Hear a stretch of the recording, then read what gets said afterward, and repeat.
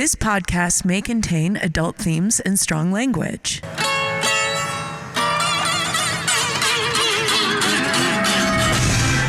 You stepped onto Busker's Corner. My name is Johnny Mincks, Johnny Hotshot. You know, we were talking about like working as a busker. If you're working, if you're really trying to make money, I'm not talking to the artists out there. I just want to talk to buskers that are getting into it, you know, starting out and you got something and you think it's worth something, and so you're doing this as what you want to do. If you're starting out busking, you know, there's some things you should know. Hello, welcome to Busker's Corner podcast, where street performers share their wildest, rawest, and most unforgettable stories. I'm your host, Robert, and every episode we dive into the most outrageous, unfiltered stories, covering topics like legendary gigs and behind-the-scenes moments from the world of busking. Today's episode is from a comedic Western stuntman who's had a long legacy of performance, both busking and huge venues. Saddle up, you're in for a wild ride. Please welcome Johnny Hotshot Mincks in a story called The Compromise. The stories go on and on of people that have hurt themselves busking, and I'm not really talking about musicians. Musicians, you know, I mean, I guess you can have bloody fingers and everything, but you're probably not going to get hurt.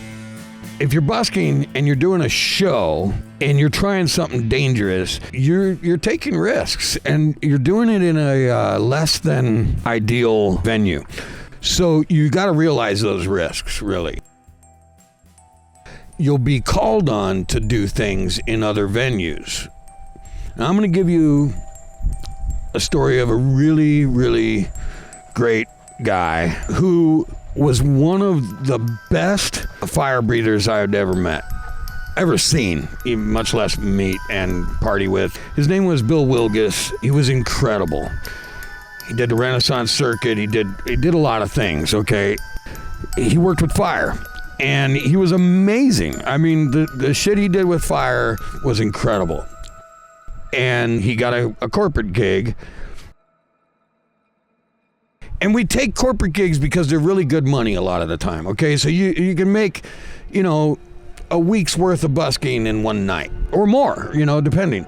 The corporate gigs, definitely, I would say if you have a show that you think would work, that is a great venue to go into. It takes work to build up. You got to get, you know, a reputation and everything, just like anything else. But you want to work with the entertainment companies in your town where you are, and they need to get to know you. And you need to be, you know, reliable, and you need to be good for a corporate crowd because these people are paying good money, and that means you can't, you know, make big mistakes. So you better be good at what you're doing. Big mistakes like someone gets hurt doing what you're doing, or it's offensive in an unexpected way. So Bill Wilgus got this gig, a corporate gig, and the guy knew his shit with fire, okay? He was safe. He had been doing it a very long time, and he was amazing. And he got this corporate gig, and they said, here's your outfit. And they gave him a costume. And he knew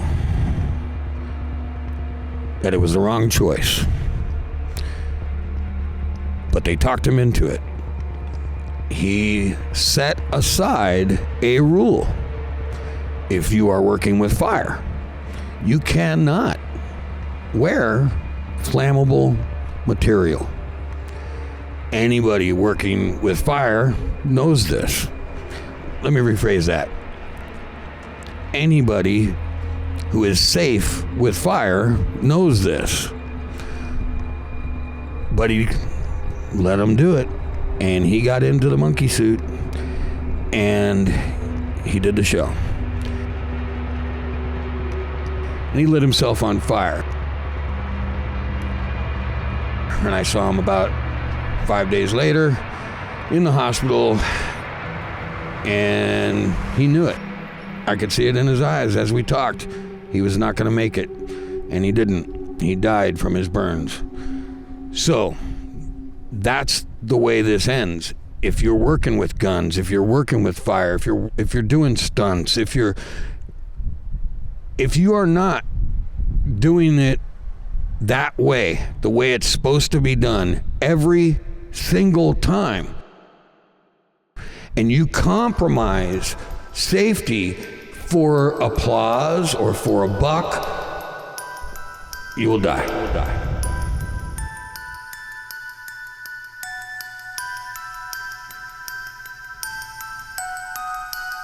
Wow, that is a heavy story, but such an important one. It really shows how easy it is to push yourself too far, especially when there is money and applause on the line. Thank you, Johnny Hotshot Mincks. We really appreciate you sharing that with us. It's a tough story, but a lesson every performer should hear. Hey there, I'm your co-host and producer Fable, popping in to say thanks for listening. Support Busker's Corner by liking, subscribing, and sharing, especially with your fellow street performance enthusiasts. Got a standout busking story? We'd love to hear it. Reach out and you could be featured on one of the next Busker's Corner podcasts. That's a wrap for today's episode. Tune in next time for more unforgettable stories from the unpredictable world of busking. But for now, you're stepping off Busker's Corner.